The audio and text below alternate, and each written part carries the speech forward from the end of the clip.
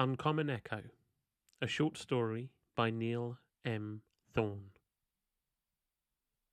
There was always an air of excitement whenever we found a body.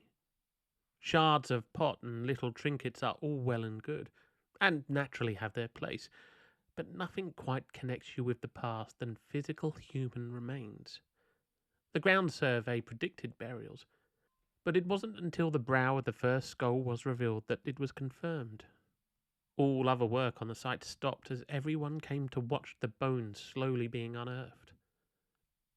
I remember the moment well, not just because of what followed, but also that it was the first time I had personally excavated a body.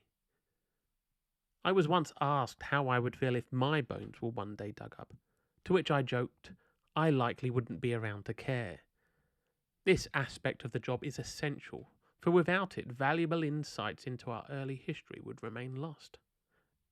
I understood people's concerns, and assured it was carried out with the utmost care and respect.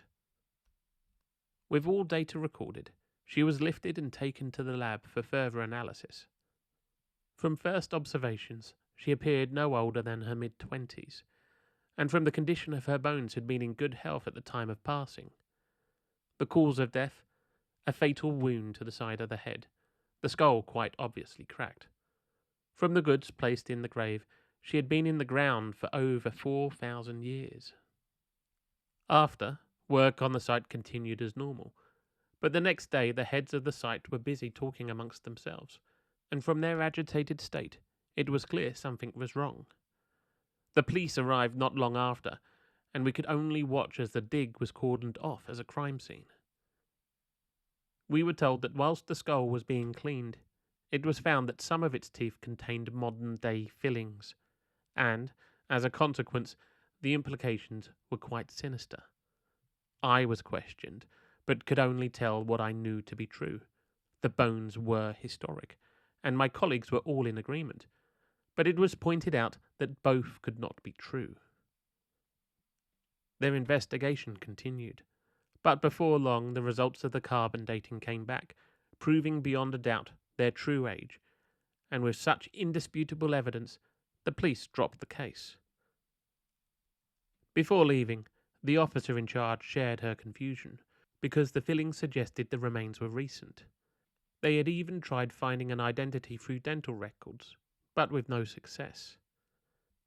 More through curiosity than anything else, the skull was cast to create a reconstruction of her face, but although this gave a good impression of how she might have looked when alive, it did little to solve the mystery. When the final report was submitted, those certain conflicting details were omitted. Everyone knew, of course, but it was just easier to forget. That was more than 30 years ago, and although never forgetting about that strange moment in my career, I did move on from it. And that is how it might always have been, had I not one day chanced upon seeing her again. I was down in the city chasing up a grant when, while sitting in a cafe, she brought my coffee up to the table. I barely noticed her at first, and it was only when looking up to give thanks that it struck me. She was naturally puzzled by the way I stared at her, but I quickly apologized, coming up with a story that she reminded me of someone I knew. It is not outside the realms of possibility for two people to look alike, even several thousand years apart, but the only difference I could see was that she was younger, no older than 18. I tried to convince myself that it wasn't the same person, but there was just something about it I couldn't shake. A thought occurred to me, which, though crazy, I went with. When she came over again, I told her that the resemblance between her and my niece was uncanny, and, if she would allow it, might we have a photo together. Interested in the fact that she might have a doppelganger, she agreed, and in doing so, I learnt her name. It did feel wrong, but I could not well tell her that she reminded me of a skeleton I dug up more than a decade before she was born. Gaining access to the archives, I spent weeks searching through the material, but to no end, until coming across the details of the police officer who had been in charge of the investigation. Even after so long, it was not difficult to reach her, and though uncertain, she agreed to meet. It was odd, explaining everything, and though it sounded complete lunacy, she still listened. After, she asked what I hoped to gain from proving the remains and the young woman from the cafe were in fact the same person.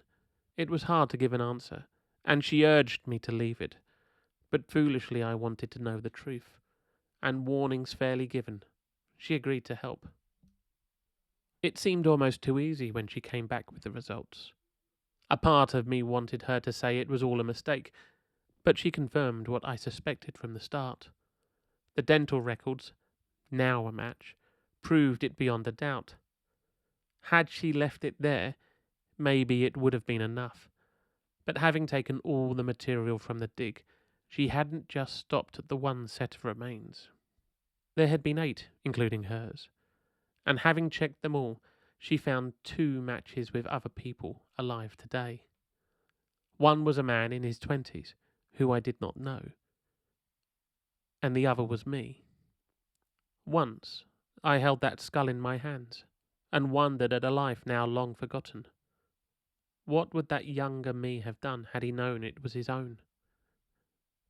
In the face of such realization, I am not certain it is ever possible to know. Perhaps, once all is said and done, it is better to leave the past buried.